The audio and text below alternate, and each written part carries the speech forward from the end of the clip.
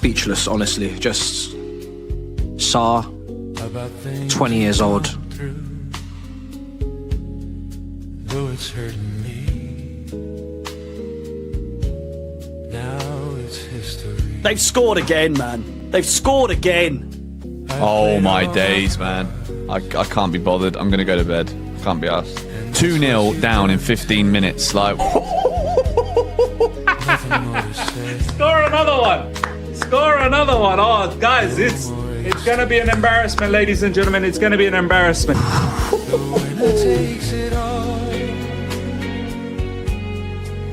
We're getting embarrassed. 8-2, bro. I'd hate to be a Chelsea fan right now. Oh, let's go. Doku, we're back.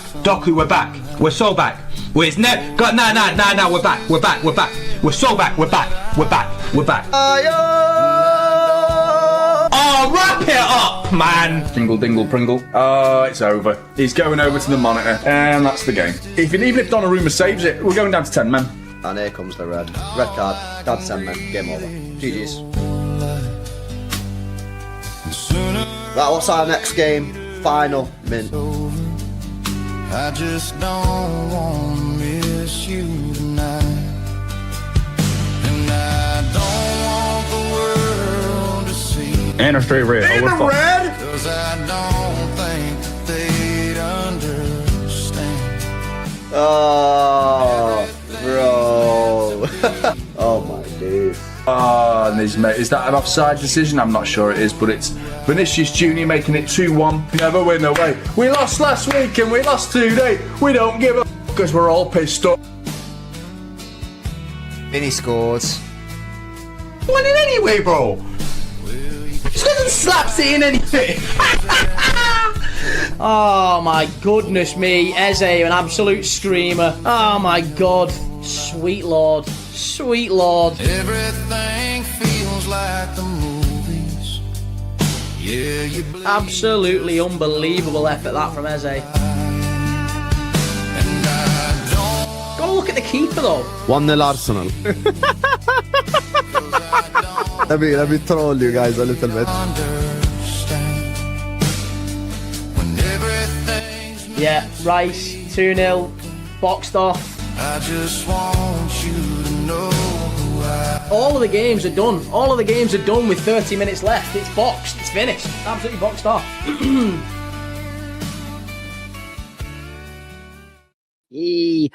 Welcome back to Straight Facts on Wednesday. A painful night for City and Chelsea fans. A beautiful one for Gunners all around the world. And us neutrals, I just enjoyed a fantastic night of football, trials and tribulations. And we've got lots to talk about today as we review the Champions League games.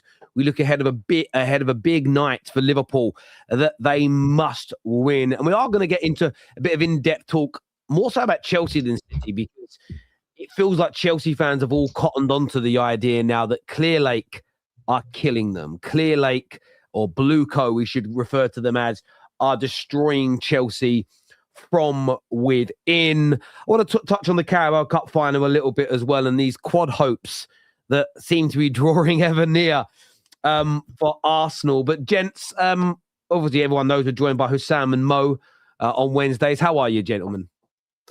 I'm good. Yesterday I had so much fun, that just looking at all the watch-alongs and stuff. I remembered everything I did yesterday. Yesterday I actually initially started off as a Chelsea watch-along. I was doing City and Chelsea, right?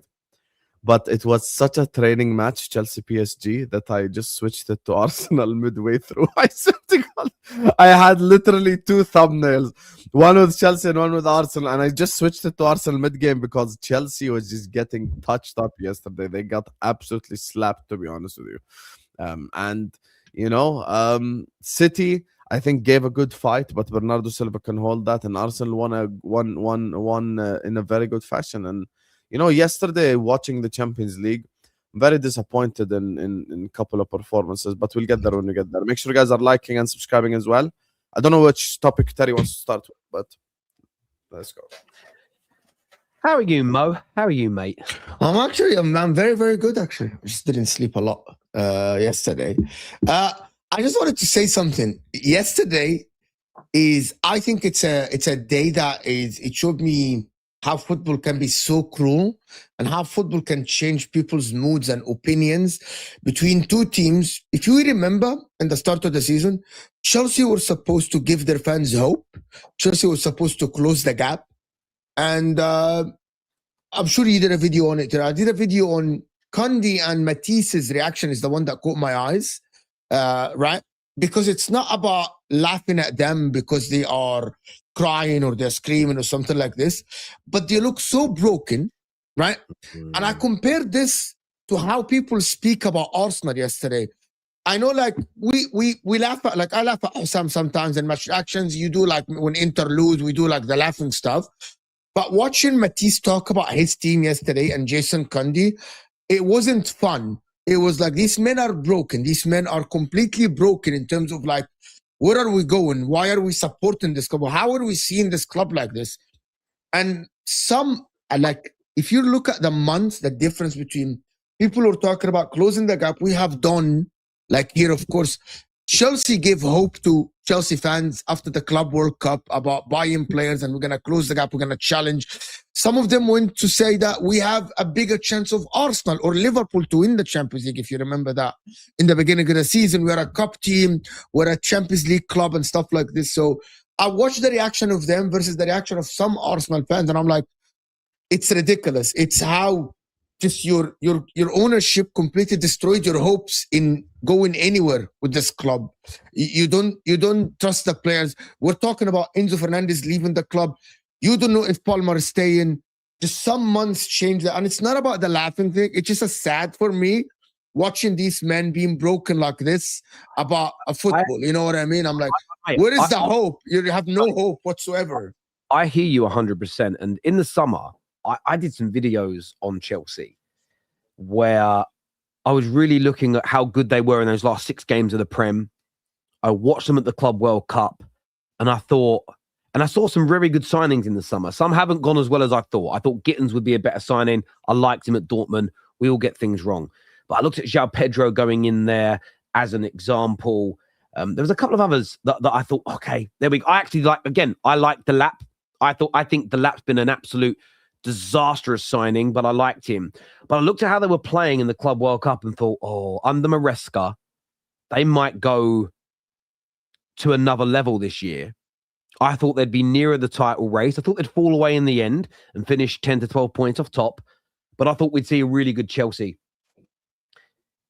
From when Maresca started falling out with the board, and then you start learning why, because he's saying, no, we can't keep buying like this. We have to operate in a more professional way. We're always 1 year away from being 1 year away. It's when my mind started to go, okay, I know they've done some good things, buying cheap young players to flip for profit, good, buying some of the best young talent in the world, very good. But actually, they're pushing down and then they've publicly doubled down on this. We're only going to buy youngsters and up-and-coming talent. We're not buying Gahis and Semenyos and Mbumos and Cunhas and Viertzes and Isak. We're not going to pay the salaries. Even Reece James's new salary is a pay cut with a bonus that can get him to what he was earning if he's fit and available and they win things. And you now see this desperation when you've got Don, and I mean this is in positive, when you see Don now against BlueCo and saying absolutely this is just wrong. I have no faith in this team anymore. When someone like Don, who, and I mean this in a positive way about him, we give him the stick sometimes and we cook him sometimes. We're all friends. But someone who loves his club, doesn't like a bad word being said about them, rides out for his club, even when he probably shouldn't at times. To see him just go, nah, it's done, that tells you a lot. If you get where I'm coming. Now, there are some people that have done it since day one. Fair play to them, give them their flowers. But watching Chelsea last night, honestly, I don't think this is just about a lack of experience and quality. I think their established players have done what Enzo Maresca has done and gone, we don't want to be here anymore. I don't think that, and I'm not, maybe not every single one of them, but I'm not sure the collective group of Palmers and Enzos and Caicedos truly want to remain at Chelsea anymore. Not when they're publicly stating managers are not important, not going to sign quality players. It's all going to be youngsters. I think BlueCo are killing Chelsea. I think BlueCo are genuinely killing them. I agree with that. Can you please put up the super chat? I think it's very important as well. Put up the 4.99, the latest one, anti-agenda. 4.99. Why do these two talk about Chelsea weekly with no Chelsea fans to rebuttal them? First of all, this is Straight Facts, anti-agenda. Welcome to Straight Facts, where we speak about all football clubs.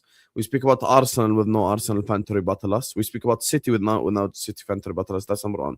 Number two, I had the similar problem with a Chelsea subscriber yesterday. Your 8-2 loss on aggregate to PSG.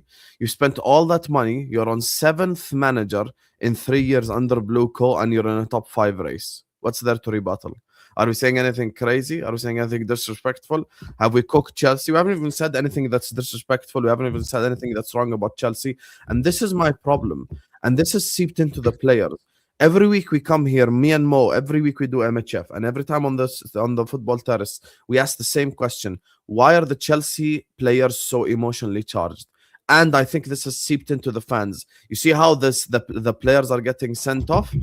The fans have this feeling of us against the world. But it's actually not you against the world. It's you against your own ownership. Because what Mo said is true.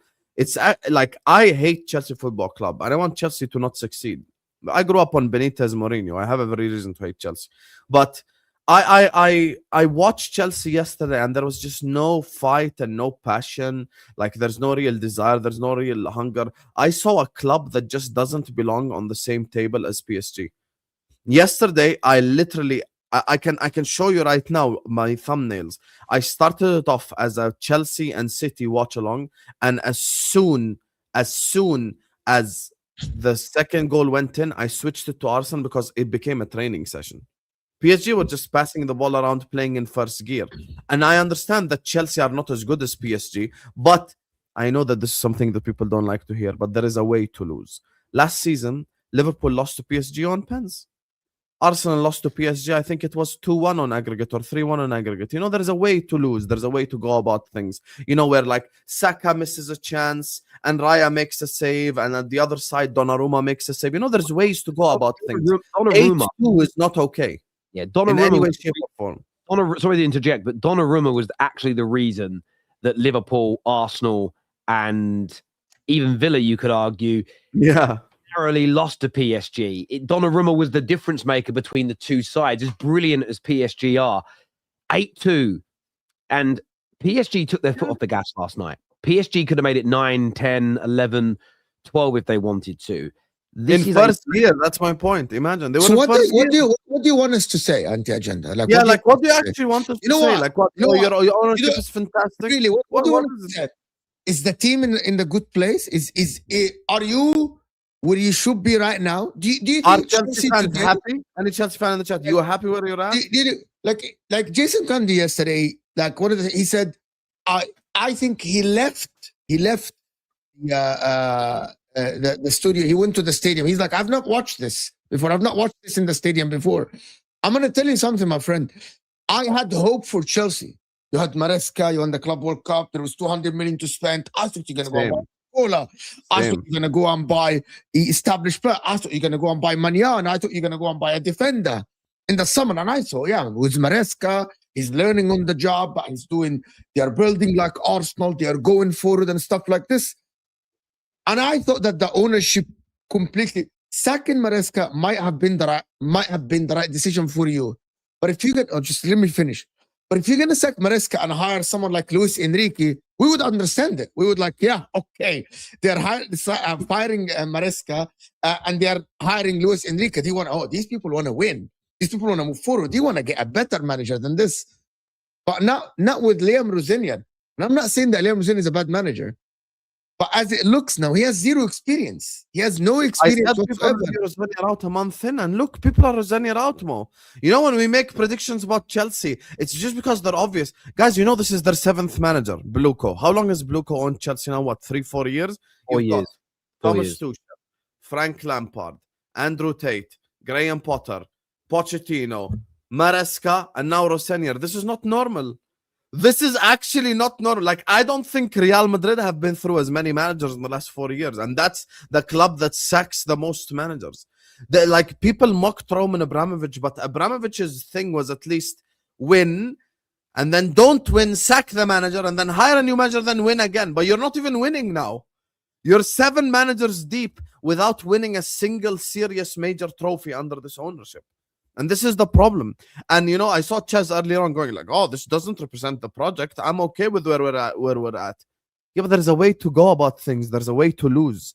I know this is something that people don't like to. Oh, if we lost 2-1, we still would have been knocked out anyway. Yeah, but that's just not having real conversations. It's about having, it's having an honest conversation about where Chelsea are at. The fact that you're facing a top European team and losing 8-2 on aggregate. And by the way, anti-agenda, just so you know, 500 million to go toe-to-toe with Osimhen FC. The fact that you had to bring up... What are you bottom to Osimhen saying about Chelsea? What are It proves that I'm right then. Thank you. Let me just defend Liverpool here to show the non-biased nature of this show. Liverpool, let's be honest, it's very likely they're going to sack Arne Slot at the end of the season.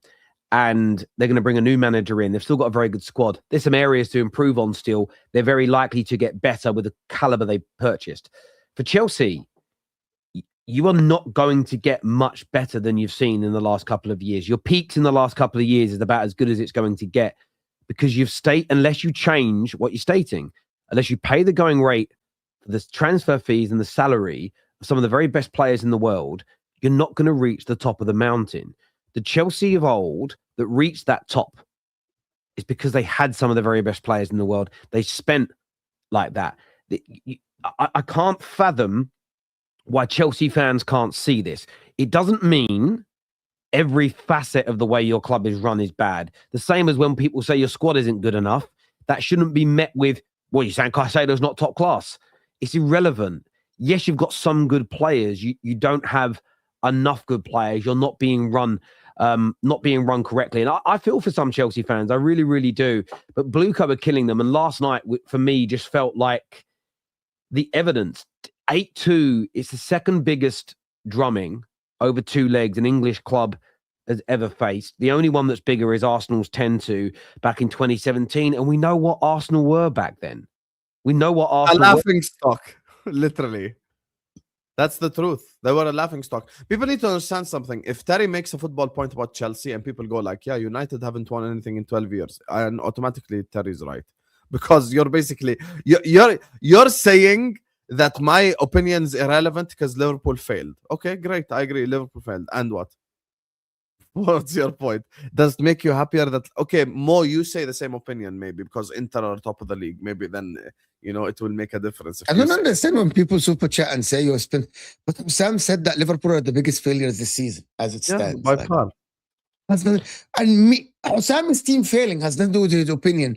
Terry's team were not winning a title has nothing to do with his football opinion. It's okay. Like Troy Deeney has never won a league title and he has a football opinion. It's all right. That didn't make him not know football. I know what. And we never hold Chelsea fans accountable to their take. This is the second week where this has been proven more because this week, no Jorgensen, no scapegoat. Caicedo loses the goal for the second goal. You know, I heard Lewis say something online that made me want to vomit. He was like, oh, at least we could have used Caicedo's playmaking.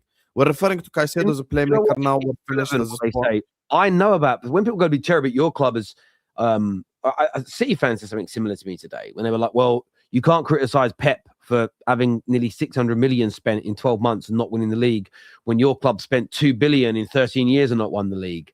I'm like, yeah, I can.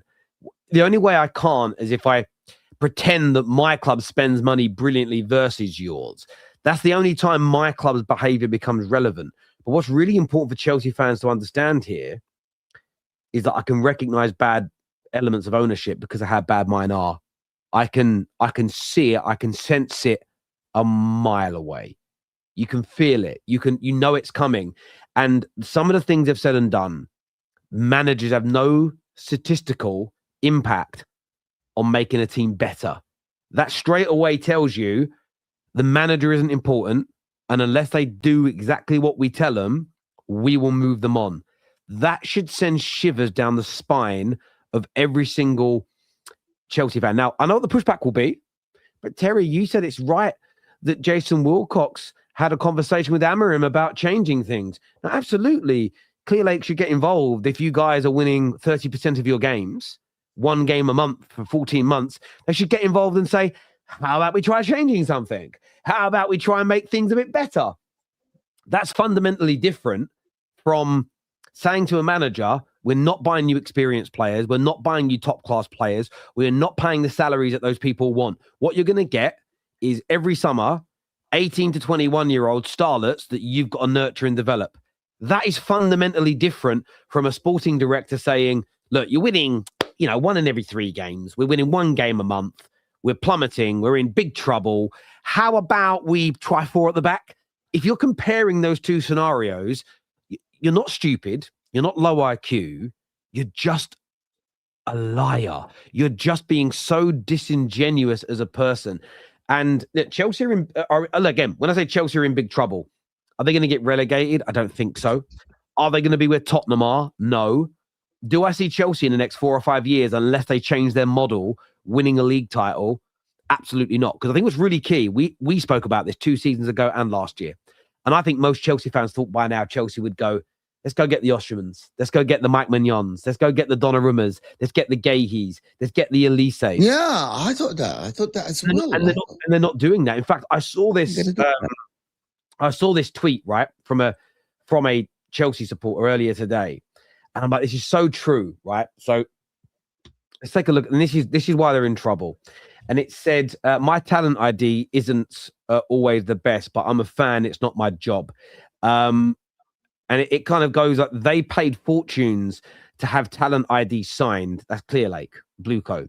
Jorgensen, Dazasi, Tosin, Badiashil, Vega, Cathaday, Dewsbury Hall, Gittins, Buonanotte, I think that's meant to be, Guiu and João Felix, and a bench of players I don't even remember being at their club, barring Delap. That's £350 million there plus their salaries. That's 350 just on that in recent years. That's 15 players right there worth of garbage, basically. And then there was this other tweet, and I thought it was the same one, to be fair, where it went on about all the players they've tried to get but pulled away from because the salary was too high. And that includes, Donnarumma's, Mike Mignon's, Elise's of this world. And if they'd have signed those players, you could have not signed all that crap. It cost them the same, literally. If you get that 350 there, right? If you don't sign them and give them their salaries and their agent fees, and you don't sign even some of the slightly better players they've bought, but you buy the Elises, the Donnarummas, the Gahys, your expenditure would be the same. But you know what you don't have? Is you don't have the same sell-on value. And this is where you've got to join the dots and attack the red flags, because they don't want to pay the big salaries, but they want long contracts. They want players with sell-on value, so that once they get to go, right, this player's at maximum value, we're going to cash in on him. They can bring in 120, 130 million for the Palmers of this world. The maddest bit is Palmer's not playing well enough to I think, for anyone to pay that kind of fee right now, unless he's talking to clubs and saying, guys, I'm not performing well. Why? Because I just don't want to be here. That makes it a different conversation. But no one is going to pay 140, 150 for Palmer right now. No one. You're just not going to do it, even though I quite rate the lad. I really think he's good. Chelsea right now, and we're talking in the context of a big team, are in a mess, because you're good enough to be in and around Europe, go on cup runs, but if you're never going to be good enough to challenge for a league title, that's got to be soul destroying. For me, I feel soul destroyed by that. No. The league is your bread and butter in terms of like the progression of a team. It's not like you win a cup here, you win a cup there. You gotta progress in winning the league. You gotta challenge. By the way, about signings, Mo said it on Straight Facts, I think literally last week or 2 weeks ago. Chelsea were the first club in the summer to be linked to Hinchcapia, wasn't there? I think so, if I'm not mistaken. But one of the things that Chelsea are doing is all of this. It's the manager who's actually the image of the club. Liam Rosenior is the image. With all due respect to him, he ain't experienced enough to actually like take this club to the next level. Like, he ain't even a famous player like before. He ain't, and he's not like Mourinho when he started. Mourinho was at Porto, right? Before he comes to England, he won the Champions League. Rosenior won what? Yeah. Let's play this video. It's on Rosenior. Yes. It's things like this that are such a bad look right now. They are 6 goals behind, as you said, with 5 minutes left, and he's sending on. And this just sort of compounds all the other stuff from the last few. In fact, it goes back to his first ever press conference at Chelsea, when you just thought, right, this is going to be a car crash. Not in terms of what has always been on the field, but in terms of how he addresses the media and his rhetoric. Off the back of the weekend, with this ludicrous respect the ball huddle nonsense, to sending on an instructional note in 85 minutes. Your guy's getting stretched off. You might just listen. Just you go and stay there. Hey, John, just go and stand there, right? Just play there. But the game's dead. Pour me a cup of tea. I'll just sit down. Maybe the fans who stayed were making a lot of noise. The only way that naughty papers get any use to it, if it says on it, everyone meet in the pub in the King's Road 1 hour after the game and we'll have a beer. Anything else is a waste of time. It is things like that, though. You know, that kind of instruction with 5 minutes to go when you're 8-2 down, the respecting the ball nonsense, the aging of men.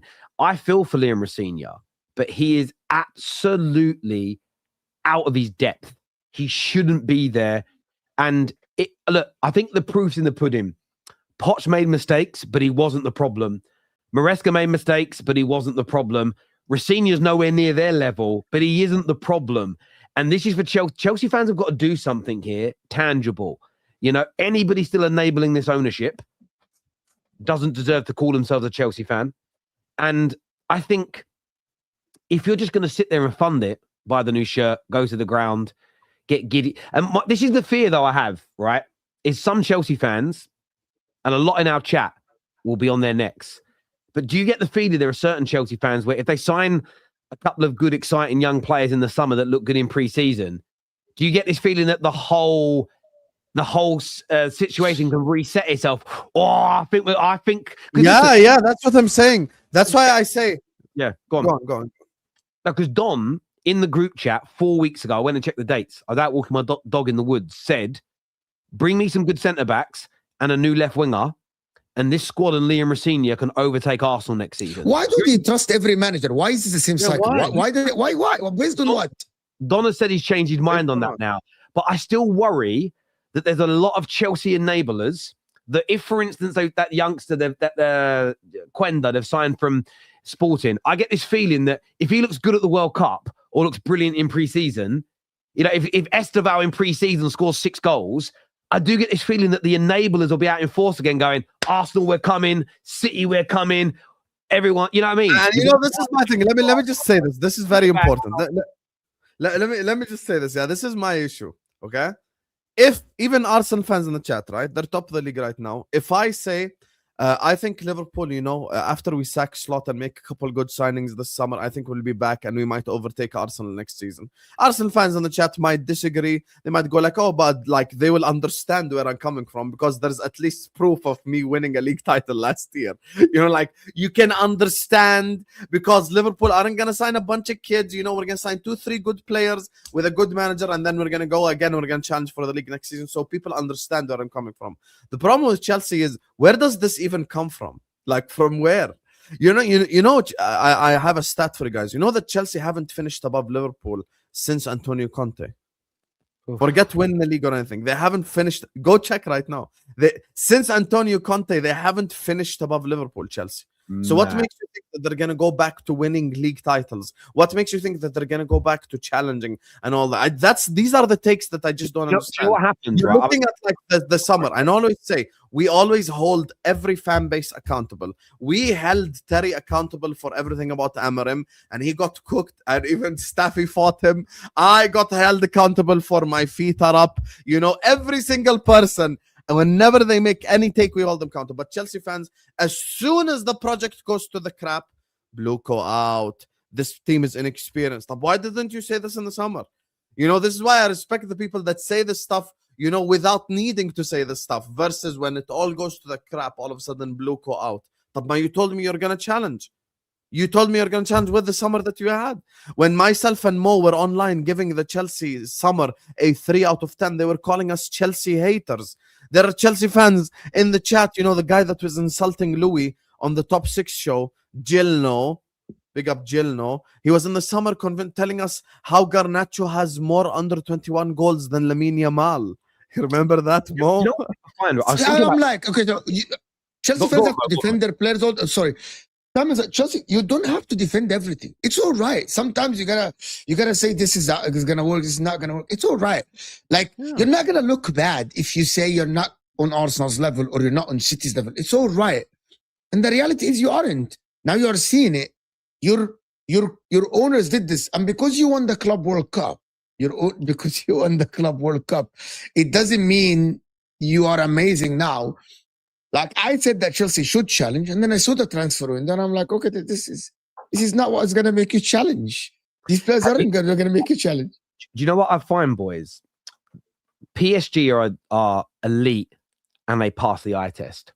I find the problem is with a lot of football fans, whether it's judging an individual or a team, sometimes the eye test can fool you. It's a bit like, and I think all of us have been there, where we were at school, whether we were young men, where there could be a very pretty young lady that takes our fancy, and you can sometimes ignore the behavior because the prettiness is there, right? And I'm sure there's a lot of men that are not particularly nice, but because they're very handsome, they get away with a little bit more. And I think this happens in the footballing context. So Chelsea have a lot of players who pass the eye test. They do a lot of things right, but there's very little end product there. And what I mean by I was thinking, where was Terry going with this? And now I realize they're a team that sometimes can look really good but doesn't win enough games, can look really good but collapses a lot. You know, the attackers collectively can look really good, but they don't score enough goals and kill enough games off. And they throw away a lot of points, and they get beat a lot in the big games when they actually need to be like they used to be, a bit more gritty. A little, you know, you see John Obi Mikel, Arsenal cheats because players go down easy. Arsenal cheats because they grapple at corners. Arsenal cheats because they're good at the dark arts. Well, that's what made Chelsea so great between 2003 and sort of 2017. It was that type of behaviour coupled with, you know, brilliant footballers like Carvalho and John Terry and Lampard and Hazard and Drogba. It was the mixture of those two things. And I think in the modern day game, I think a lot of football fans get suckered in because, oh, do you see that touch? Do you see that dribble? Do you see that pattern of play? Oh, that pattern of... They get out the lotion, squirt, squirt, squirt, pump, pump, pump. Whoa, the pattern is there. Oh, I love the patterns. My team is back because there's patterns of play. But there isn't any substance to it. And where I'm from, and you guys probably have this saying too, and everyone listening around the world, style over substance. And that's what some football clubs, and Chelsea fall into that. Quite too often there is a style and not a substance to what they're doing. And you need the combination. If you can have both, your PSG, right? Your utopia last season. But I'll always take substance over style in every manner of my life if I had to choose one. And Chelsea need more of that. And I think it's something they have to address. But you've also got to look out and challenge false prophets too, because we've seen the Garnacho one. But this I saw today as well, and this was shared with me by a Chelsea fan who says Chelsea fans can't forget this. You've also got to push back against the media when it comes to enabling as well. The ownership of Chelsea, and I can tell you that they are, specifically Egbali, is one of the most compelling, capable individuals that I've ever met in football. And whilst you might not see the vision yet, and it might not have arrived, and you might be harking back to a time when Roman Abramovich bought and sold football players and left you in a situation where you're being sanctioned as a football club and ultimately being compromised because of some of his dealings, but he bought you success and he changed the direction of travel. He changed you from a football club that Ken Bates was running on a shoestring and was holding together economically to a football club that was a powerhouse. Okay, you're impressed by Egbali. These guys are capable. Are Egbali and Boli good football operators? I think Egbali is, yeah. Based on what? Based upon what I've understood from him. But football operators, not commercial operators. I think he's both. Football operators. I think he knows precisely what he's doing.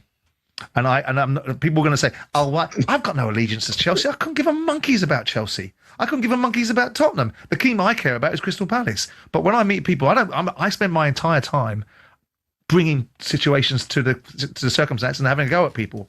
So when I'm praising somebody, it's not because I'm getting a backhand or because I've got some affiliation, or it's because I speak the same language as them. Because when I see someone that's really, really good, and it's very rare, because I see a world of blaggers and people that BS all the time and people that will have you believe they can do things and they can't. I think Egbali is one of the most capable individuals that I've ever come across, both commercially and in his vision for Chelsea and his understanding of what's required of owning a massive football club. Does he listen to Quest, Kojo, and Shed? Is that this is their opinion? No, I'm like, I don't understand this. Where is he bringing this from? Chelsea have been the project has not been going as forward as he thinks has been going, to be honest with you. And I actually think this is a problem is going to happen this season. And I'm telling you guys, I'm coming from the future. I'm telling you guys what is going to happen now. Okay? Chelsea are going to make Champions League because Aston Villa are going to falter completely.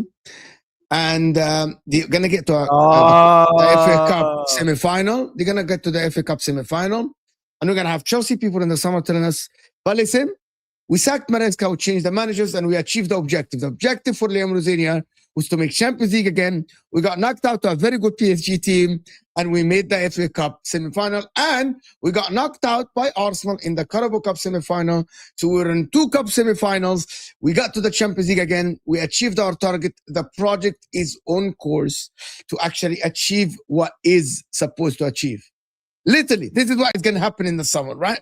They're going to go this ownership, and they're going to sign some young players in the summer, and Chelsea fans are going to tell us these are the best talent available out there. The project is going in 2028. We're going to be able to challenge. This should have been this season. Chelsea should have been forward this season. Chelsea should have been challenging this season. Forget even PSG. Chelsea should have been higher in the league. They shouldn't have been where they are in the league now. Iqbali doesn't know what he's doing. Todd Bowley doesn't know what he's doing. I don't think they know how to run a football club. Because even yesterday, Matisse said it. Chelsea and PSG started the project exactly at the same time. PSG got rid of the Messi, the Neymar, all of these guys, and then they started the Barcolas, the Desiree Doués, the Vitinhas, and the Fabian Ruiz. Chelsea could have done exactly the same. You could have got the Pacho. You could have bought the Nuno Mendes. Chelsea could have done the same exact thing that PSG did. You could have hired Luis Enrique, by the way. And they could have been exactly where PSG are now. Because they spent kind of similar money to PSG. They chose not to because of the finances. It's literally what Chelsea did. And for the good of football, the Chelsea project is failing. So no one will ever replicate that way of running a football club ever again. These people need to be held accountable. I don't know why the government gave them the... Why is he praising Iqbali though? For what? What's the praise for? What's he done? Maybe as a businessman, he has always been like this, Simon Jordan, with the Chelsea ownership. He got bullshitted. That's what it is. He listened to it and went, this sounds brilliant. And it didn't work. Arjan here says, I live in India and I can't do anything in terms of protest or boycott. It's up to match-going fans to make a difference and try to save Chelsea. I agree with this. If you, Arjan, you live in India, like you can... You know, you can't fly to London on a Saturday just to protest. I agree with you. I think there's a crazy expectation. But the fans in London, like, you know, do have to protest. I agree. I think they have to get BlueCo out. That's the only way they save their football club. I think they have to boycott the game. I genuinely believe they have to boycott games. Do what Lazio did. Lazio fans, do what the Lazio fans did. Yeah, no, I agree with you. English football fans ain't built like that, though. Every time I speak to a match-going fan about not going, Chelsea fan, Arsenal fan back in the day, Liverpool fan now, United fan now, they'll go, but somebody else will get my ticket. No, they won't, by the way. Yeah, the problem is with a lot of English people is we've developed in the last 30, 40 years a bit of a soft underbelly for tangible action. And what I mean by that is we want someone else to do the hard work and for us to benefit. So what it is for a lot of season ticket holders at Man United, at Chelsea and other places is, I don't want to be the one to lose the season ticket because if the owners do leave, I want to be here for the new ones. They want other people to make the sacrifice and hope that they get the result they want. And that's why the owners know that because by the way, if you're a fan who thinks your owners only own your club to make money out of you and they have no interest in your club and you pay them, what you are is a lapdog. What you are is a kitty cat laying on your back, having your belly rubbed. Because you're going, I know you're only here for my money, but go on, take it. Go on, have it. Have the money. Oh, stroke my belly. Oh, stroke my belly. Touch my belly. That's what you're saying every time. And I would never let my own... Lewis is saying that Lazio tickets are cheap. Bro, the season ticket holders at Lazio are the ones that boycott. If you are BlueCo out and you go to games... You are BlueCo in because you are keeping them there. Okay, but Lewis, I'm just telling you something. If the season ticket holders for one game don't show up, the league itself will have to do something about it. I know they won't take your season ticket. I know if you do it multiple times, they will do that. But if you do one game, because the Premier League, because listen, I'm going to tell you something, guys. The best thing about the Premier League is the stadiums going to the stadiums being full with fans, the image of the league and stuff. If they show the stadium empty, the Premier League, you're ruining our image, and they have to find the root cause of this, and the root cause is. That show tickets being cheap's irrelevant. Yes, they'll sell your ticket to a tourist. Yes, they'll sell it to somebody else. But it's a weak excuse, Lewis. They can't sell it. Your season ticket. Hang on. Forget. So they can. Let's just say they can, Mo. Let's live in their world. So let's go through it again. So you funding BlueCo is hurting your club because it helped keep them there. You're funding their bad running of the club. So just because someone else might buy the ticket, why does that alleviate you from funding bad owners? That the point is, even if someone else goes, you're not funding it. And that's important. It's a bit like, I don't get it. I don't understand the pushback. I know what the pushback is, and nobody wants to admit it. It is, if I give up my ticket and then things turn around, I might not be there for the celebrations and the wins and the good times.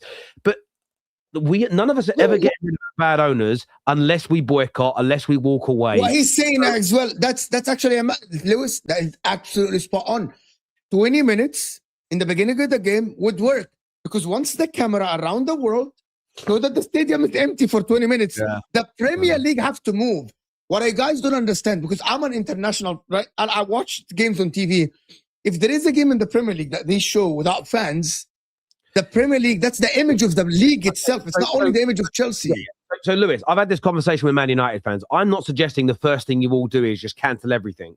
You do a step change. You start off, and I've tried suggesting this to Man United fans. The first thing we should do is a international, by the way, fans in India, America, everywhere can do this. You create a movement, no one buys the new kit.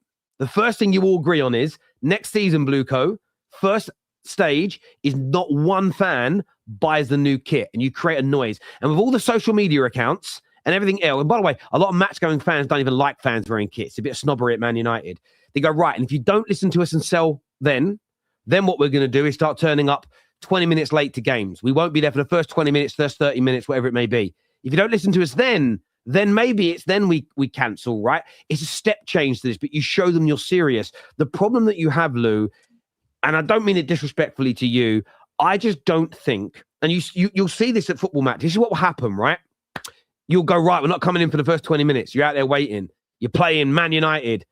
You score a goal in the first 3 minutes, and everyone goes, oh, I've got to go watch it. And you run in and go, oh, BlueCo, we're here. It's about putting, I look at it this way. I look at it like my kids. My kids, if I would let them, would want to eat McDonald's every day, sweets every day, and watch their iPads constantly. But I limit their screen time. I make sure they're doing educational work, and I make sure they eat good food. I could be really kind to them now in the sense of giving them what they want. And, oh, my dad's the best. He always lets me eat what I want, watch what I want, do what I want. But what I'm being is cruel to their future selves. I'm making them stupid, fat, and unhealthy for when they're older. And this is what we do to our football clubs. And I did this for a long time until I woke up.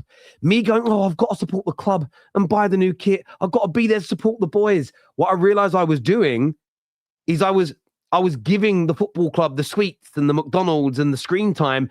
Now, I wasn't thinking about what we were going to become.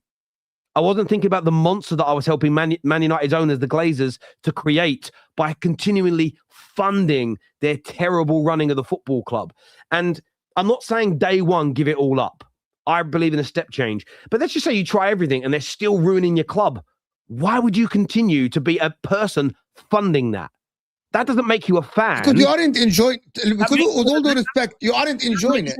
That makes you, you know what, if I keep feeding my kids sweets every day and they get diabetes, and then my response to that isn't to give them insulin, it's to keep giving them fucking sweets. I'm not being nice to my kids, I'm killing them. So if you keep funding an ownership who are ruining your club, you are ruining your club. Support, love isn't always sunshine and rainbows. There is such a thing called tough love. And sometimes walking away, sometimes boycotting is the most important thing you can do. And sometimes even when it comes to real relationships. Walking away is the most kindest thing you can do in some circumstances. And I think football fans that hate their ownership and truly believe they're bad have got to start having grown up and honest conversations. If, by the way, you don't care enough to do that, by the way, I'm not going to judge. I'm not going to judge, but you have to make a stance in one direction. If you think BlueCo are like the Glazers and only care about making money out of you, well, you know there's a very easy way to get rid of them. Pull the fucking money away. I think the Chelsea fan base have a really... The Chelsea fan base, the likes of Lewis, Matisse, Louis, Younes, and all these guys, they have massive influence on the Chelsea fan base worldwide, by the way. They just don't realize it. If they all get together and do something, it will happen. Or you can buy the replica from OK Jersey, as someone said in the chat, actually. What, United is so great right now? No, that's why I've still boycotted. I boycotted 10 years ago. Don't buy kits. In fairness, I think my family now, if they want to, but we're going to buy something, I might go through OK Jersey and use promo code Mo, Judge Mo, because it ain't real, right? It doesn't help them, right? But like, I don't buy my kids kits. I don't go to games. I don't fund the Glazers. I don't pay for MUTV. I don't fund what I think is terrible running of my football club, because I am not giving my diabetic children Haribo. I am not feeding my diabetic father McDonald's and chocolate every day. That is not love. That is killing your own football club. Love your club and walk away if you've got owners that you think are killing it. That's what I'm saying. But nobody wants to do it. Nobody will do it because you're too weak. You're too weak. You're too weak. I realized today how influential. Hey, Lewis, how many people have bought that dumbass belt you got on? That's about 500 quid, right? Yeah, it is 500 quid. It's 500 pounds for that piece of trash. What I'm saying is true, but you just don't want to admit it, because the one thing about us as football fans we don't like to admit, and I went through this when I used to argue with my dad about it, we don't want to admit that we're part of the problem. We don't want to admit that we often enable the bad behavior by the way we support. And I get it. We all want it to work out, but there we go. Let's do some of these super chats before we move on. Thought Simon Jordan saying there's an asterisk on Chelsea's success and BlueCo are fighting a losing battle because Roman set a high standard by cheating.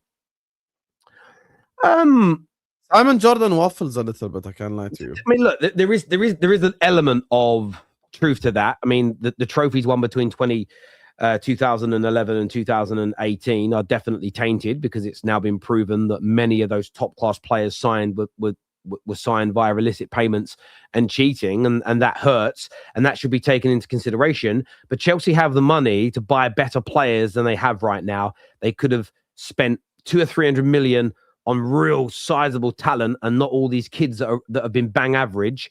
So that has nothing to do with Roman's cheating. Roman, yes, he cheated. Yes, he cheated to help Chelsea win, but Chelsea have the money to buy better players. So I think we're just muddying the water there with something that's irrelevant. I don't care about Arsenal and the quad treble. I only care about Man United wins, Norway wins, and Liverpool losing. Sir Alex at Aberdeen and Man United 1986 to 93 equals 20 Bundesliga titles. At Bayern. Big up, Harold. The Conference League and Trump's trophy gave Chelsea fans false expectation. Warned them about it. Big up, Wayne. Even though I'm an Arsenal fan, I wanted to see Rosenior do well for other reasons. I think he was set up to fail. Without a shadow of a doubt, he was set up to fail. Without a shadow. Oh, hell yeah, he was set up to fail. If that's your logic, then yeah. By the way, it is not Rosenier's fault. He's trying. It's not Maresca's fault. It's not Poch's fault. Who has been consistent with this message on YouTube? Me, Mo, Terry. It's not the manager's fault. We've been saying this. It's not their fault. We're saying it the whole time, man. Great commercial operator who lost 400 million. Yeah. I'm the biggest flip-flop. I don't care. I'm kind of understand what Mikel Arteta is trying to do. Lols. At least you're Terry, did you see that the unlicensed agent Chelsea used is the same agent of Isak who got him to Liverpool? Can Liverpool be in trouble? Is he still unlicensed is the first question that I've got. And were illicit payments made? I don't know the answers to those questions, so I can't I need to know that information. But if Liverpool have made illicit payments and used unlicensed people to sign off on deals, then theoretically, yes. But Izzy, I don't know the answers to those questions. You've got to provide me that information before I can give an opinion on it. Play risk-averse, controlled football, then latter stages, play more open. Okay, empty. Okay, we'll come to Arsenal a bit, mate. Let's stick around for that. BlueCo and FSG are two sides of the same coin. No, I'm FSG out. I don't like FSG as an ownership, but they're definitely not as bad as Blueco. Absolutely not. Lewis, man. It was all Poch's fault. No, it's your fault, Lewis. You go to games. You're an enabler. You are a feeder. Yes, you're an enabler. Feeder. You're a feeder. You Blueco apologist with your dumbass belt that has been washed. Fraud. This league, you know what I mean? You and your 90-minute merchants. I still don't know what that means, bruv. I love that. Maybe if Chelsea were 90-minute merchants, you would have lost 8-2 on aggregate. Unfortunately, you're only 75-minute merchants. There we go. Fraud. No, I know, bro. Look, as I say, I don't actually judge people that go. I feel that's the only way to get them out. Like, I think all the, protests and all that are great, but I still think all these billionaires looking, oh, look at that 4,000 people they're marching. What are they marching about? Oh, they're moaning about how bad you are as owners. They want you gone. All right, what are they doing after the protest? They're all paying to come in. They're all going to buy food and drink, all going to buy programs and scarves, and half of them are going to go to the megastore. The owners go, all right, fucking keep protesting then. That's what I mean. It's laughable. It's laughable in reality. It really is. And if you notice that there's not much talk of Man United protests at the minute because we've won 7 games in 9. You notice that it's all gone quiet on the Western Front, just as I told you it all would. Because in reality, what fans really care about isn't the owners and the debt. And to a degree, not even the ticket prices. They just want to win games. And when you're winning, most don't care. And some will go, Terry, we had protests when we were winning under Fergie with the owners. We did, but it was normally around announcements of like the finances, or when we didn't sign a player that we wanted. But it was still sporadic. Do you know what I'm saying? It was still sporadic. Terry, did you? Sorry, I already done that one there. Hussam, your category of worst fans than other days, spot on. Yes, I ranked the top 5 worst fan bases in the Premier League. And to be honest, a lot of people surprisingly agreed. Terry, don't get triggered, but it's the truth. Don't get annoyed. It's the reality. Man United fans, number 1, by far most annoying. Number 2, I actually went Chelsea fans, not Arsenal fans. Number 3, Arsenal fans. And number 4, Liverpool fans. City and Spurs, I was like, it doesn't really matter. Maybe City are a bit more annoying because we know Hamza. But, my logic is there's nothing worse than a happy Man United fan. Let's just be honest. Oh. Nothing is worse than that. Let's just be honest. Chat, am I lying? I'll address it very, very quickly. So I've had Man United fans this week come to me and go, Terry, are you not going to call out the Arsenal fans that you've been defending all year for their attacks on Bruno Fernandes and his assists this season? No. And I'll tell you why. The only reason Bruno Fernandes is getting stick from Arsenal fans for having 16 assists so far, but I think 8 of them being from set pieces, is because Man United fans like you have helped push a narrative all season that set piece goals are not real goals and are bad for football. Equally, it's the same Man United fans that are pushing this argument for Bruno to win Player of the Year, who have spent 4 years, 5 years telling the world that Bruno is a spammer, a hero ball merchant, a whingy moany rat, and shouldn't even be at Man United. So drop me out. I love Bruno. He's the best 10 in the world. I don't personally care about player awards, as you two both know. We've had these debates. So I'm not going to be a hypocrite and fight for it. And I don't agree with the Arsenal fans.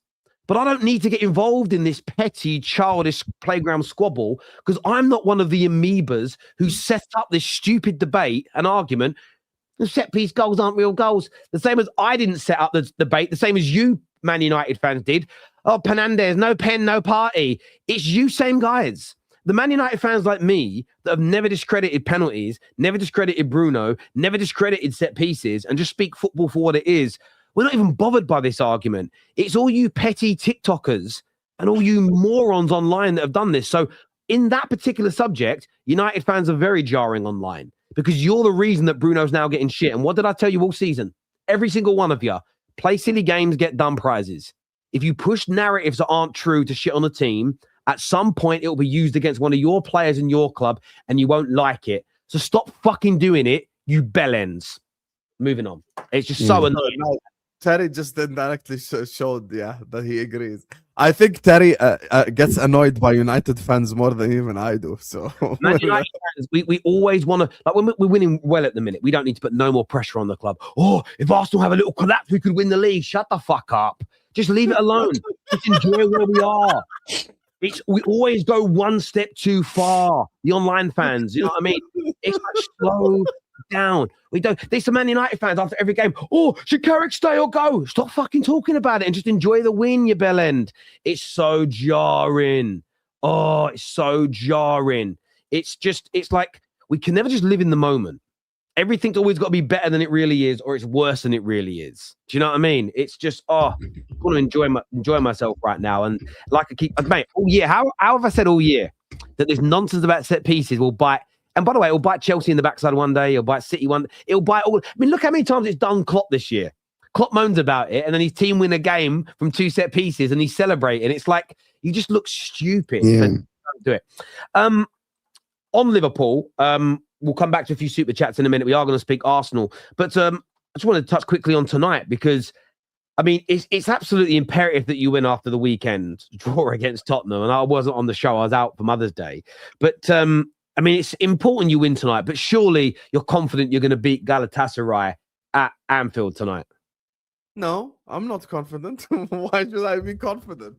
If we're talking about on paper, then even if Terry was manager with Mo as assistant, we should be able to win. But unfortunately, football is not one on paper, and unfortunately, we got Mr. Arne Slot as manager. Still, he's still the manager, of Liverpool Football Club. So why should I be confident? I'm not confident at all. That's why I'm enjoying the Chelsea downfall, the City downfall, because I know I'm next. I look at today's game and I am scared. I'll be honest with you. I'm scared. I'm intimidated. Big up AMT. I'm intimidated. Three Musketeers, one for all for one. You get me, big up. Sam, I can't watch Galatasaray play PSG in quarterfinal. I can't. Listen, I I can't don't watch Galatasaray play PSG in the quarterfinal. I'm not You're scared killing content. You're killing I'm not content, scared of bro. Galatasaray. I'm scared of Liverpool. I'm scared of Van Dijk being too easy to beat. I'm scared of Salah messing up a pass. I'm scared of Ekitike missing a header from 2 yards. I'm scared of Wirtz shooting like a 2-year-old. I'm scared of Gakpo cutting in for the 1000th time in the game. I'm scared of Gravenberch not being able to pass. I'm scared of McAllister not being athletic enough. I ain't scared of Galatasaray. I'm scared of us. Because when we perform, I heard what Michael Owen said, yeah? And people went like, Michael Owen, you're crazy, you're dumb, you don't know nothing about football. This is Michael Owen's argument. When everyone is playing 10 out of 10, the best team in the country is Liverpool. Okay, that's fair. Because if I get a 10 out of 10 Salah and a 10 out of 10 Van Dijk and a 10 out of 10 Alisson and blah, blah, blah, okay, you can understand. The problem is these players have been playing 3 out of 10 and 4 out of 10 all season. But they've been crap, including the players that people don't want to talk about, like a Van Dijk and others. It's very easy to go like just more because of the goals and the assists. But outside that, we can see the ones who aren't performing. I'll be honest with you, I'm not scared of Osimhen, Luke Watts. I'm really not. I'm not scared of Osimhen. I'm scared of Van Dijk and Konate messing around. We are capable of winning today's game. I'll be honest with you, Terry. I'm not even going to lie. If right now they announce that Slot is gone and Gerrard's the new manager and he just hugs the players a little bit, I think we can win this game on paper alone, like 4-0, 5-0. No BS, yeah? If we just play to like 70% of our capabilities. But that's just not something that we haven't done all season long. And I'm really scared that we get knocked out today in a very embarrassing fashion. But we have to win. We have to win. I think actually there's a big chance actually Liverpool today fumble. I genuinely believe that. I actually genuinely believe that because of Osimhen, the high line. Because of Osimhen, the high line. Salah is gonna start. The fans are gonna be agitated. Ekitike needs to prove himself. McAllister and Gravenberch in the middle again. And I think that Liverpool can be done today. I don't want it to happen because I want Liverpool to win because I don't want to watch Galatasaray versus. I'll be honest with you, content-wise, Mo is screwed. Like Mo is screwed. Like we're actually done if that happens. I know think it's there's gonna no- be fun for today, but if you think about it honestly, yeah. Look, guys, let's be honest, yeah. Chelsea and City are out. Do you really want to sit there and watch Galatasaray PSG? Do you really want to do that? Let's be honest. No one wants to watch Galatasaray PSG. No, You need us to win today. I want you guys to win because I actually think, yeah, I kind of wouldn't mind you guys not winning the Champions League, but in fairness, even like if you guys scraped an FA Cup and you kept slot, I think that's a good thing, right? So I'm strategic in what I want, right? And if my hopes have any bearing on reality, but tonight's going to be one of those games you're either going to smash them 5-0 because they're not very good away from home, or you are going to like narrowly lose because you've missed your chances and you're susceptible on the counter attack, and you just can't trust Liverpool. Liverpool are a team you cannot trust at all anymore. You're kind of broken, and I think the players don't want to play for slot. I think the fact that FFG have kept in there all season, I think it's an abomination to your club. I'm enjoying it as a United fan, but it's crazy. I do see you going through today. And look, no, there's no fans there. Galatasaray, I've got no fans at the ground. You shouldn't lose tonight. And for the Champions League, I do think it's better that Liverpool win, because also I want you in the next round. No disrespect to Galatasaray. I'm actually going to Turkey. I'm going to be in Istanbul in the international break. I love going to Turkey. I mean, no disrespect to Turkey, but I really want to see PSG absolutely run through you. I want to see PSG absolutely obliterate you. We were not going to lose 8-2 like Chelsea. No, but you'll lose. They'll score. They'll score at least 5 to 6 goals against you. Yeah, easily. Yeah, 5-3. Yeah, that's what I literally just said. That 5-3. I think we'll lose something like that. It won't be as bad as Chelsea, but we still get knocked out. But the thing is, there's levels to embarrassing. Like you can't. Chelsea get said that too before they get beat 8-2. You just can't get knocked out by Galatasaray. I'm so honest with you guys. Like, I said this on Friday. I literally released a pre-record. No, you can. You lost to Wolves. What is that? Whatever. You lost to before Wolves. any game happened. Yeah, I said Spurs and Galatasaray. Both of these are must-win games. You have to win. There is no excuse, and Arne Slot must be sacked. And there's links. I don't know if you guys saw this, but there's links with Arne Slot to Ajax and Richard Hughes to Al Hilal. Yeah, I know. Stuff is hitting the fan at Liverpool right now, and if Slot does end up moving, and it should hit the fan, because as much as Arne Slot's your manager and has to take accountability, Richard Hughes and for allowing the style of play to be changed, that's the biggest culprit in this problem, because you fixed something that wasn't broken. You tried to reinvent the wheel, as it were, and it's absolutely horrendous. This here says big up Mo, big up Terry, big up Hussam. Love game. Thank you, gentlemen. Big up Tyke. We are not going to win. We are not going to win against Doner Kebab FC, especially since we couldn't win against Spurs. I don't know about that, bro. I don't know about that. Chelsea fans look at us. Ineos, I think it means Ineos signings have been better than any BlueCo signings. Like, am I wrong, Terry?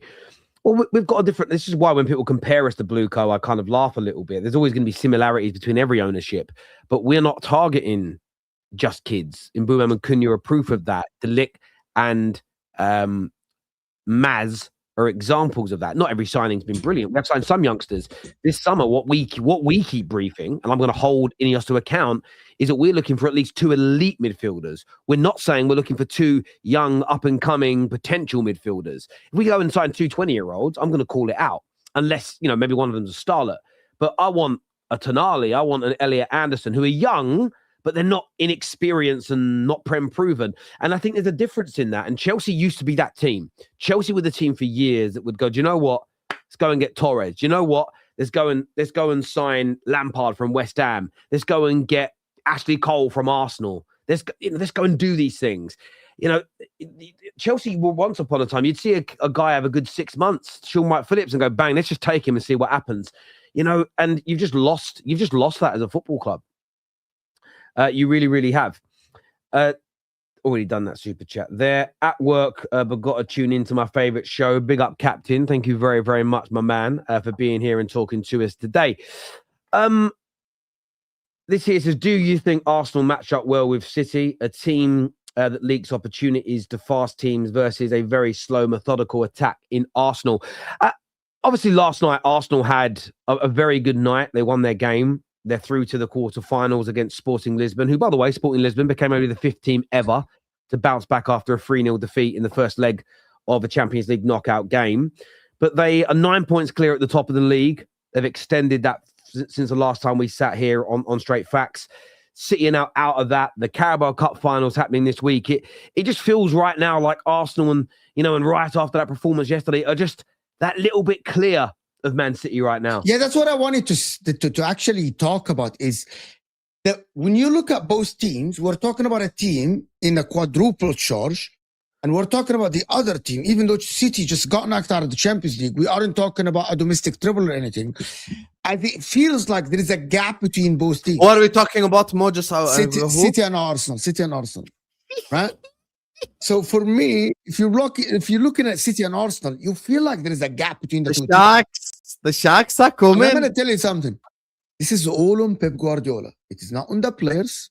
Don't let anybody tell you otherwise. This is Pep Guardiola's work. He has the players, he has the tools, he has everything. It's his choice to change the lineup, to change the formation, to change the way he plays every game, not to start shirking some games. But you feel like there is a gap between the two teams in terms of like how stable they are. For the first time, I feel like City are an unstable club and an unstable team that we don't know what is going to happen. Are they going to be able to win the Carabao Cup? And I think someone said it yesterday. I think City will overdo it in the Carabao Cup. I think they will want it so much that he will tinker in the game. He will overcompensate for the being knocked out by Real Madrid, and that will give Arsenal a chance actually to win that.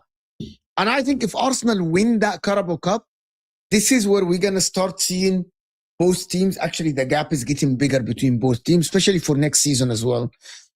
If City win it, they will hold on to a trophy. They will say, yeah, at least a silverware. We're going to walk away with the silverware this season. I'm watching the City team. Pep Guardiola is not able to utilize the team. I know they played well yesterday, even with 10 men. But mentally, which is what Rodri is talking about, the mentality of City is not right, is not correct. But the mentality of Arsenal is better. Thierry Henry was talking to Rice yesterday, and Rice was talking about how to compete in 4 competitions. It's a squad depth. It's a manager as well. Not a lot of people I know like Mikel Arteta, but he's a very good manager, and I got to hand it to him for being able to manage a club like this and actually be in 4 competitions at the same time. This Arsenal team, it might be the start of something big. And I know a lot of people don't want to admit that. It might be, especially because Pep might leave. But there is rumors that he might leave, actually, and we don't know. The way that he spoke in the press conference makes it seem that he's going to stay, though. 1 year? The next year? Are no, they the way going that next says, year? like, I'm connected to Man City and blah, blah, blah. I'll be honest with you. I don't know how Terry feels about it, but I think this whole Pep leaving is blown out of proportion. I think he's going to stay, Even after his contract in 2027? Possibly because of the stuff that he says in the press conference. Did you see what he said yesterday? I'm connected to Manchester City and I love the club. Can I ask you something? Do you think if Pep doesn't win it this season, the league, and he got knocked out of the Champions League, do you think this is the beginning of the decline of the Pep era being the most dominant manager? Ferguson didn't win 3 in a row. So it's possible for Pep to bounce back after. He can do it. It's not impossible for him. Okay.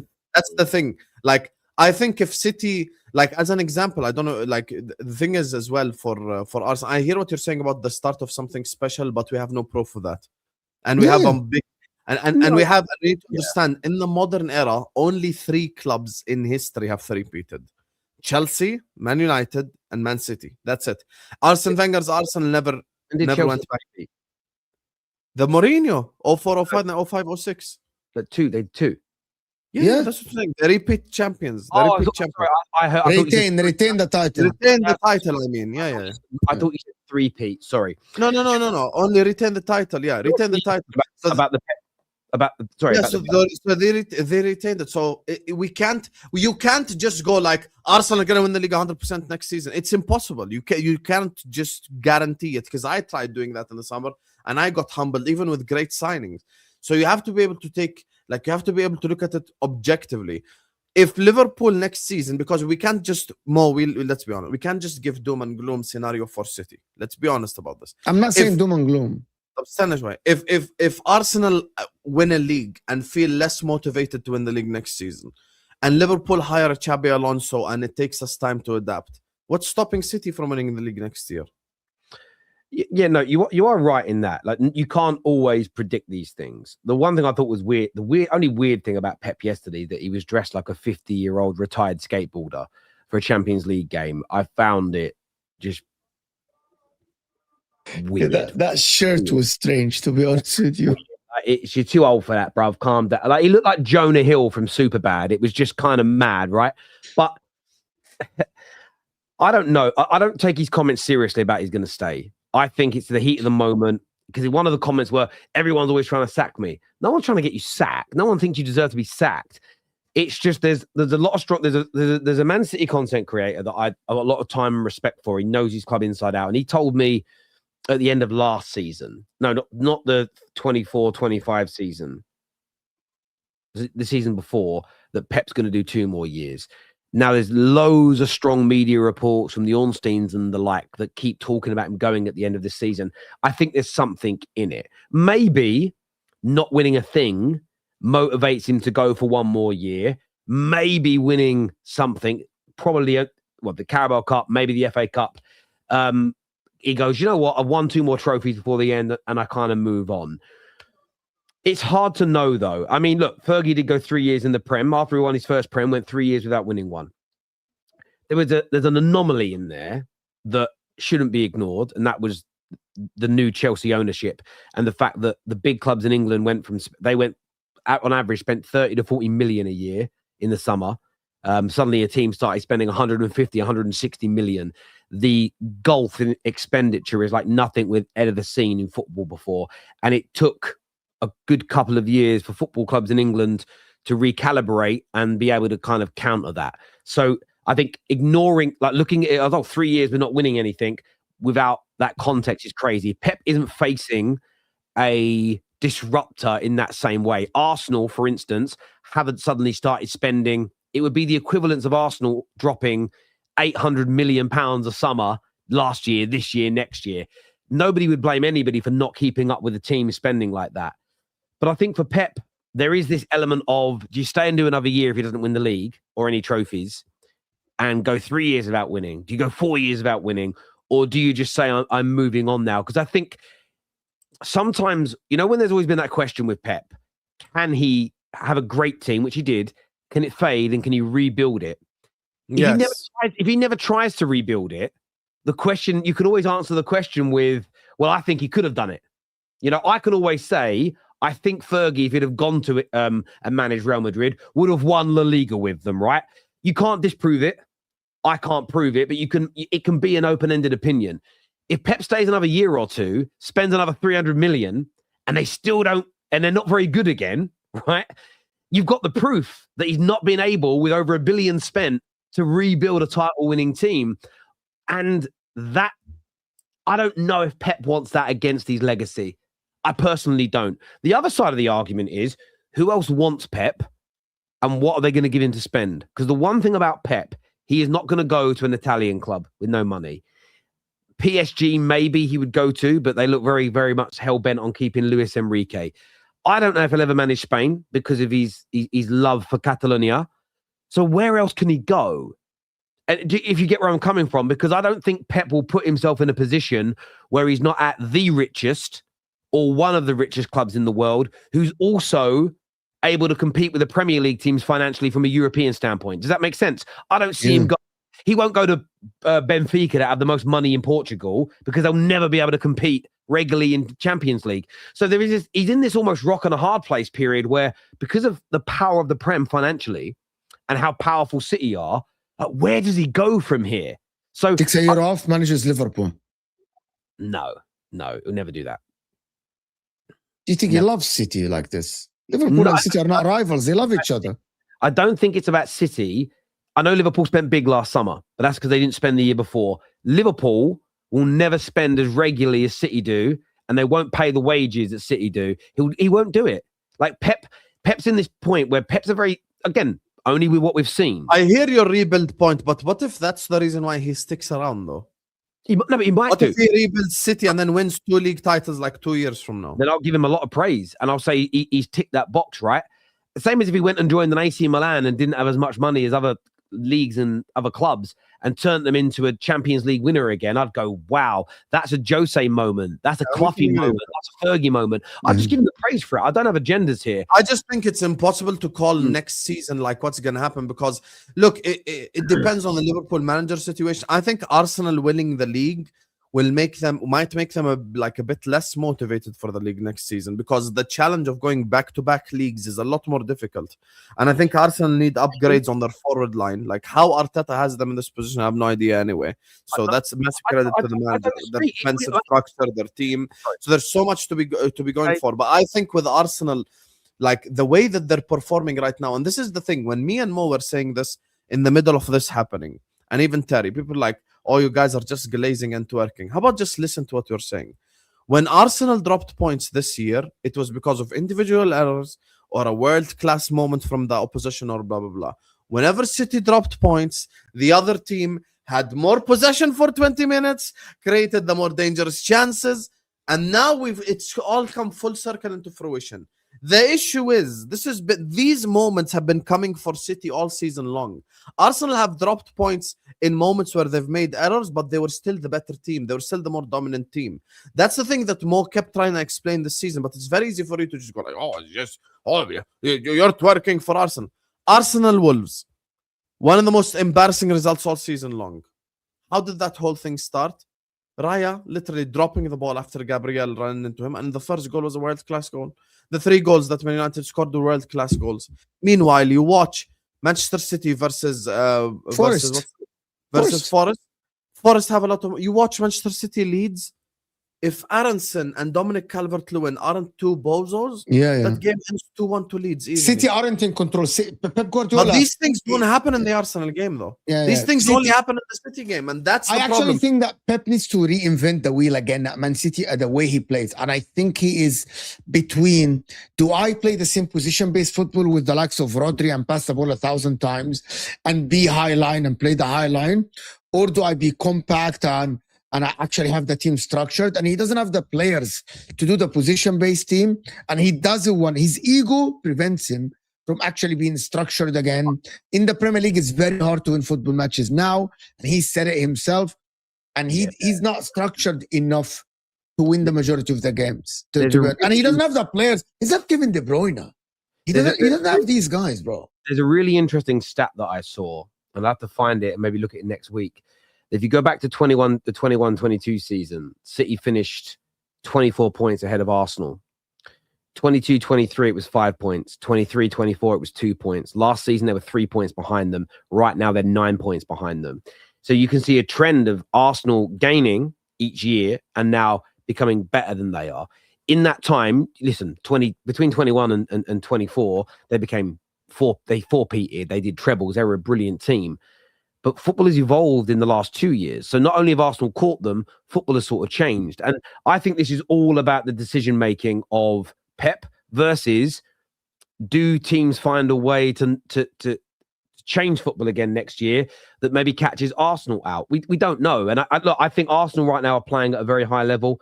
I don't care whether it's the most entertaining football ever. I just don't even care for that debate. I just find it so boring. We never discussed that as kids. We never discussed it as young adults. We didn't even discuss it up until this season. So maybe a bit of last season as well with Liverpool, and I defended Liverpool the same way. In the 30, 40 years of the Premier League, you never got to February and May and we're like, oh, who do you think's going to win the league? No one's response was ever, yeah, but are they the best team ever in the Premier League? No fucker ever spoke. Before you move on, before that, you see Rice yesterday scored a brilliant goal, right?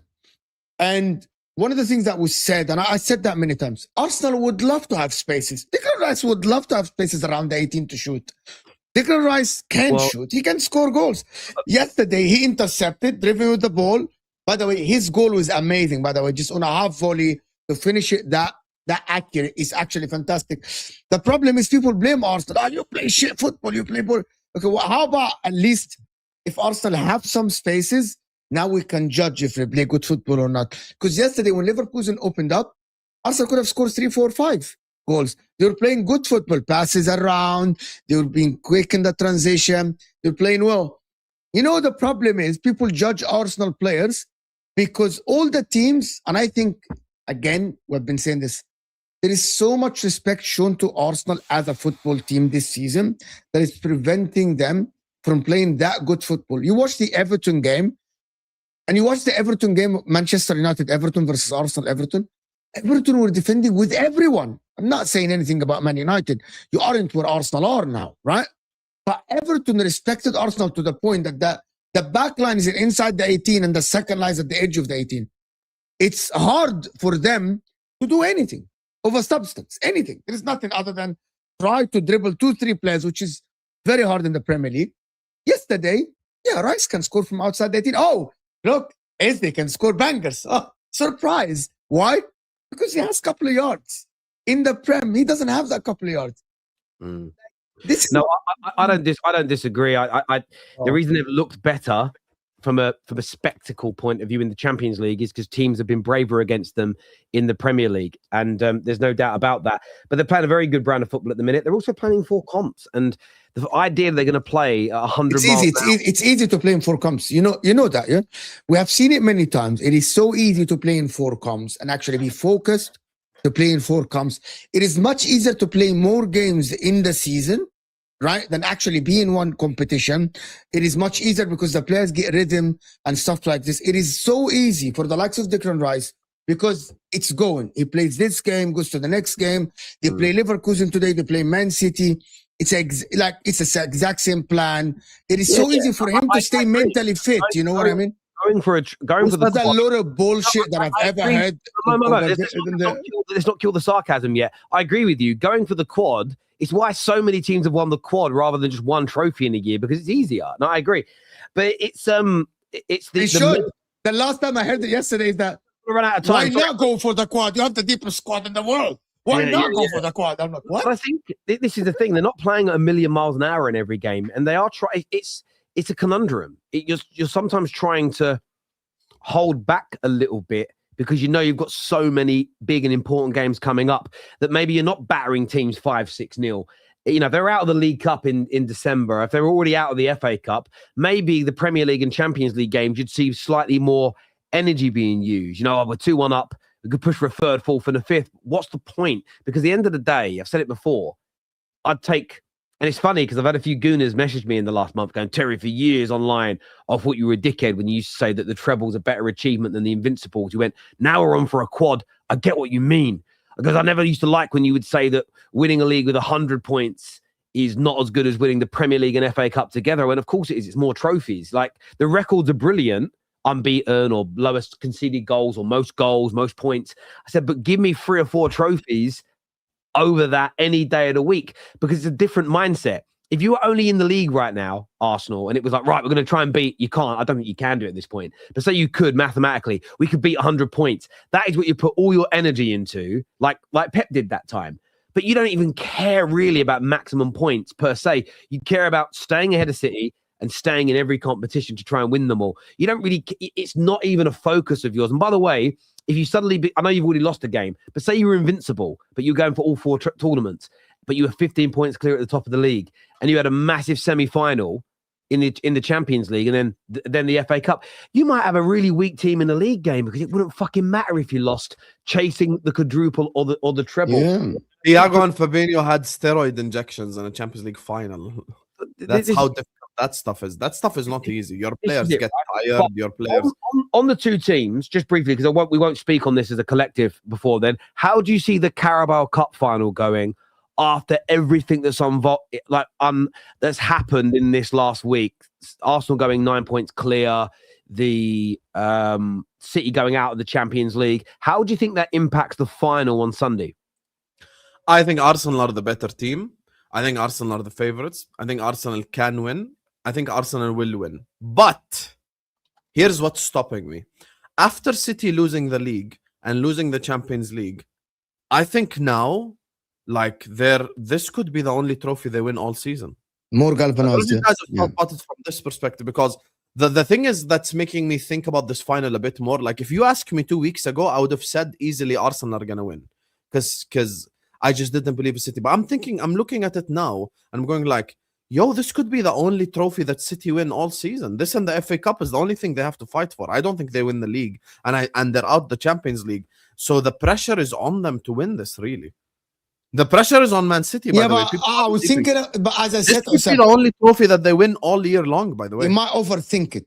I actually think that it's a 50-50. The only thing that is scary for City is Pep Guardiola overthinking this final. It's going overboard trying to win the final, trying to play his own way, trying to win that final. And Arsenal are the best team to actually counter your tactics.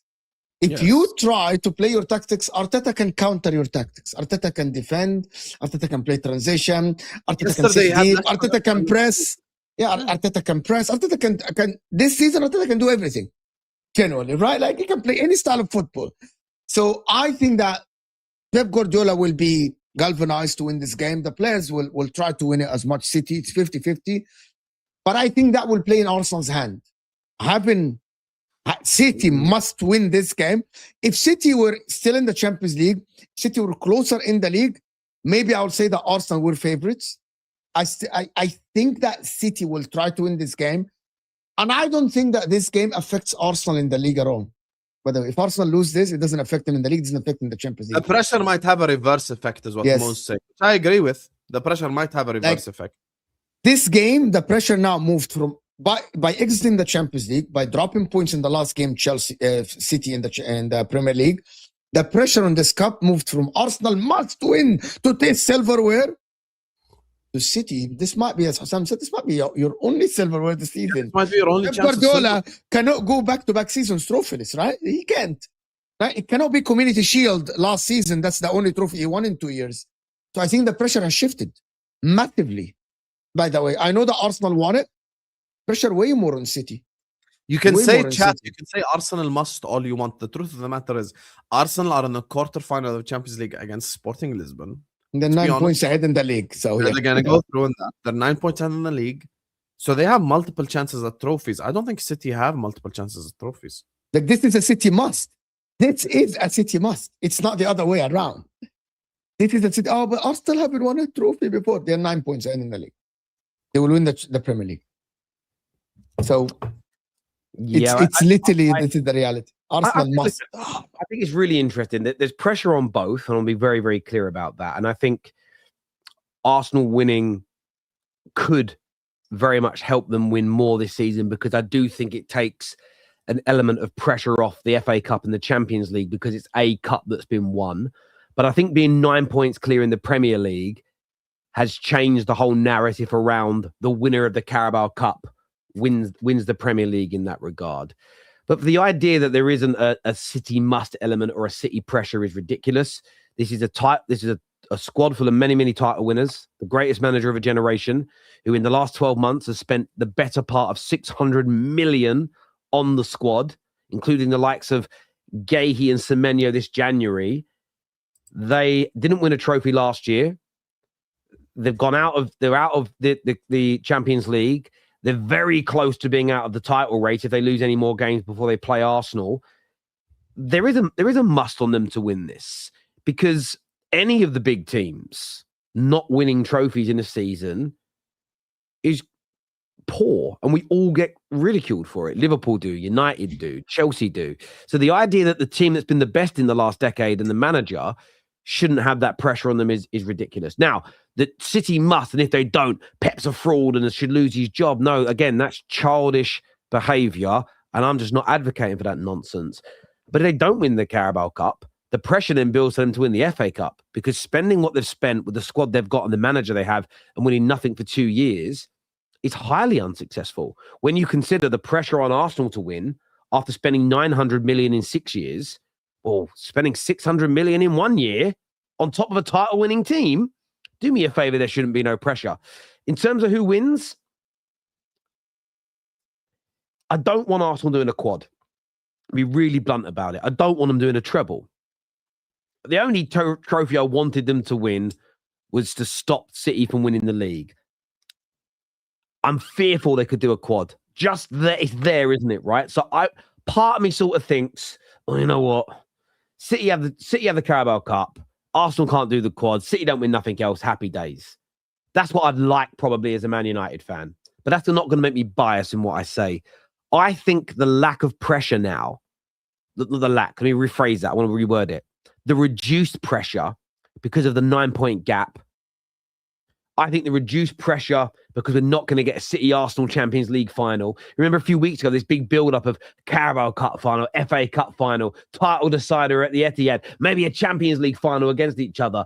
I think the reduction of that pressure on Arsenal, I think they play this game on Sunday more relaxed than City do. Yeah, I agree 100%. You're right. Yeah. They go into this game more relaxed. I think they go into this game with their chin up, their shoulders back and their chest out, where I think City go into this game a bit more tense. This is reminding me of Conor McGregor versus Jose Aldo.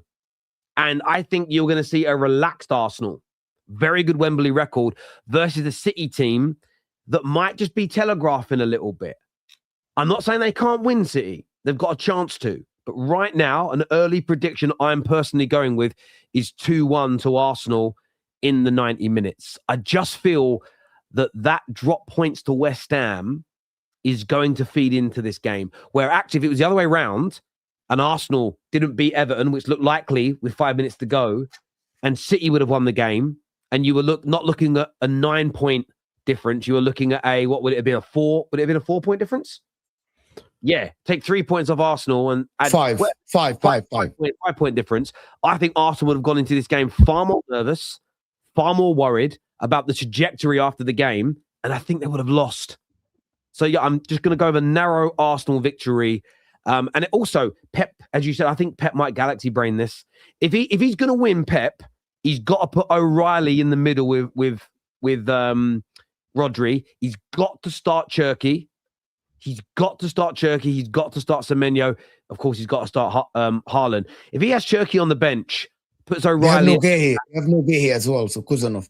Oh, he's very good. If he doesn't put legs and hard workers in the midfield next to Rodri, Arsenal are going to pick them apart. Arsenal will pick them apart on the counter. Yeah, I think so. Wembley as well. Arsenal. We will see. I'm 50-50 still. I don't know. It depends on how Pep, the lineup of Pep is going to think of this. We all know he's going to do something mad as he did the Champions League final. He's going to make something that we don't expect. He's going to play Marmoush Semenyo. He's going to do something mad. He's going to bench Haaland. He's going to do something crazy, bro. Bench Haaland and he's going to start Rodri at right back or something. He's going to do something crazy. Let me just do here, guys. This here says that with Arsenal, you are talking about fans. With United, we saw an active squad player, Ahmad, reply to your best hope is a corner to rage bait. Obi Mikel, a legend, rage bait in so many. Listen, so there's a difference here, right? I don't think there's anything wrong with a bit of rage bait, wind each other up. It's when these things become serious talking points. If you stood in front of Ahmad now with a microphone and said, do you think that's all they're good at? Arsenal is corners. He'd go, it was a joke. I bet he'd praise how they play, right? There's a difference between that and John Obi Mikel that's actually part of a squad that cheated for 7 years to win trophies, calling Arsenal cheats because they wrestle at corners like everybody else. This is what I keep talking about. Make a joke, make a bit of banter. Don't have a serious debate about that joke, you know? It's like a comedian taking one of his jokes to the Houses of Parliament and want it to be seriously debated. It's laughable. It really, really is. Ekatike and Chiesa should start tonight. Ooh. Maybe. Still doing Chiesa should start? No fans at Anfield could kill Liverpool fans if fans turn. That's a good point. That's a good point. They already booed at the end of the Spurs game. Yeah. McGregor retired skateboarder reference, Tear. I don't know what you mean. I have no idea what you mean. I don't know what you're talking about. If Pep leaves, or what do you think all these players who signed to play for Pep will do? Nothing. They didn't sign solely to play for Pep. They signed to play for Man City. I think they're very adaptable players. Yeah, Man City are a big institute now. We have to admit that they're a big institute. And if they're going to sign a manager, they're going to sign a manager that has a name. They aren't idiots. They aren't signing Liam Rosenior. City ain't falling off the planet Earth because Pep leaves either.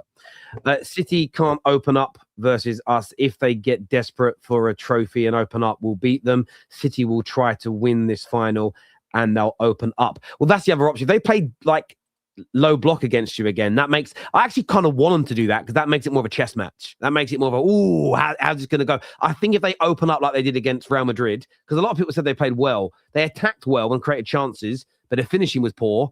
And defensively, they allowed 50,000 chances, Broski. Yeah. 50,000 chances in the game. Saka and those guys, Gyökeres, they'll love that kind of space to run into. It'd be great. Look, I want to say a big thank you to everyone who's tuned in today. Thank you, Mo. Thank you, Hassan, for being here. Thank you to all of our super chatters. Let's get this to 1,000 likes, please, people. We're on 811 right now, 3,500 people watching. So get it liked, get past 1,000.